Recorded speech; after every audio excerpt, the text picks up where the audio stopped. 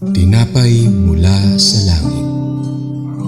A daily morning devotion with CRC Family.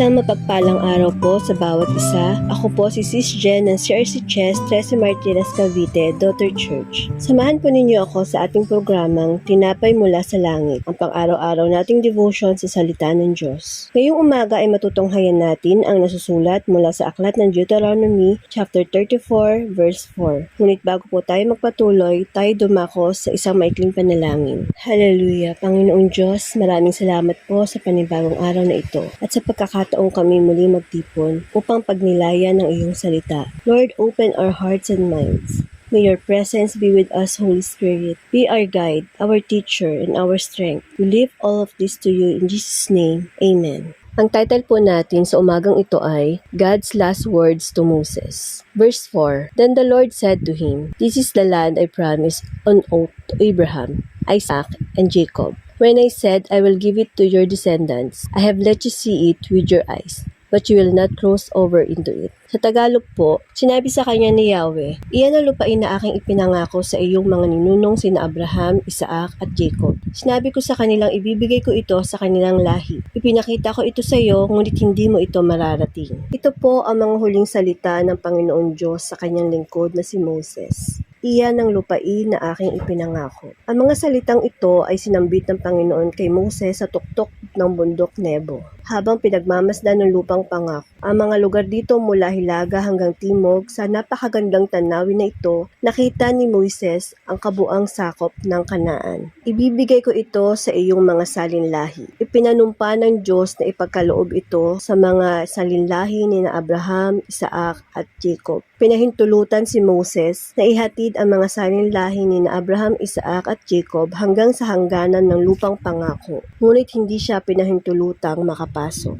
Ang kanyang kamatayan ay walang iniwang panghihinayang. Wala ring anumang mahalagang biyaya ang nawala sa kanya. Ang kabiguang makatawid sa Jordan ay tila isang maliit na bagay lamang kung ihahambing sa karangalang kalakip ng kanyang pag-uwi sa Panginoon. Ang kamatayan ni Moises ay naging kaganapan ng kanyang buhay. Isang marangal na pagtatapos ng misyong kanyang buong pusong ginampanan. Alam niyang natupad niya ang layunin ng Diyos sa kanyang buhay. Hindi siya tulad ng isang haliging biglang naputol sa kalagitnaan. Inatasan siyang pangunahan ng bayan sa gitna ng ilang at ito ay buong katapatang nagampanan. Ipinakita ko ito sa iyo upang makita mo ng iyong mga mata, ngunit hindi ka makakatawid doon. Ito ay isang masaya ngunit malungkot na sandali. Nakita ni Moises ang lupang pangako at ang kanyang puso ay napuno ng galak sa tanawing noon lamang niya nasilayan. Ngunit marahil ay may lungkot din sa kanyang puso sapagkat batid niyang ang sariling pagkakasala, ang maling pagpapahayag niya ng kalooban ng Diyos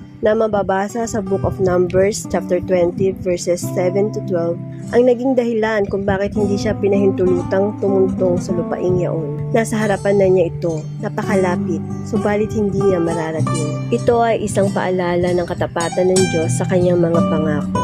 Ngunit ito rin ay nagpapakita ng katarungan ng Diyos sa pagdidisiplina kahit sa kanyang mga lingkod. Bagamat tapat at masigasig si Moises sa paglilingkod, ang kanyang mga pagkukulang, gaya na nasasaad sa Numbers chapter 20, ay nagdulot ng hatol na hindi siya makakapasok sa lupang pangako. Gayunman, sa pagpapakita ng Diyos sa lupain, binigyan pa rin si Moises ng isang marangal na wakas. Isang pagkakataong masaksihan ng katuparan ng pangako ng Diyos, bagamat mula sa malayo. Si Moises ay hindi nakapasok sa lupang pangako, ngunit nakita niya ang katuparan. Kaya't ang bunga ng kanyang pagsunod ay para sa susunod na henerasyon. Ang tapat na paglilingkod ay hindi kailanman masasayang. Tapat ang Diyos, huwag mawala ng pag-asa. Ang pagsunod ay may gantimpala, ang pagsuway ay may kabayaran. Maging tapat hanggang wakas, gaya ni Moises. Tayo po ay manalangin. Our gracious and faithful God, maraming salamat po sa oras na ito na kami nakapagbulay-bulay ng inyong salita. Thank you for reminding us through the life of Moses that even when we don't reach everything we hope for, your purpose still prevails and your promises never fail. Help us, Lord, to walk by faith and not by sight. Tulungan niyo po kaming magtiwala sa inyo sa lahat ng panahon. Sa tagumpay man o sa mga pagsubok, may we remain obedient, humble, and faithful, just like Moses.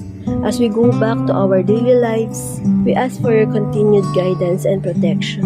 Naway ang aming mga natutunan ngayon ay magsilbing ilaw sa aming landas at magbunga ng mas malalim na relasyon sa inyo. Dalangin din po namin, Panginoon, ang aming bansa, maging ang buong mundo, ang kapayapaan at kagalingan ng bawat mong nilikha, Lord. We give you all the glory, honor, and praise. In Jesus' mighty and most precious name, Amen. Maraming salamat po sa inyong pakikibahagi sa ating programa. Lagi po natin pagnilayan ang salita ng Diyos mula sa ating puso, dahil lubos ang magiging kaunawaan natin dito. Muli po ninyo kaming samahan bukas sa pagninilay ng kanyang mga salita dito sa programang Tinapay Mula sa Langit. Malaya po ninyong i-share ang video na ito upang kayo rin ay maging pagpapala sa iba. Pagpalain po tayong lahat ng ating Panginoon. Magandang umaga po.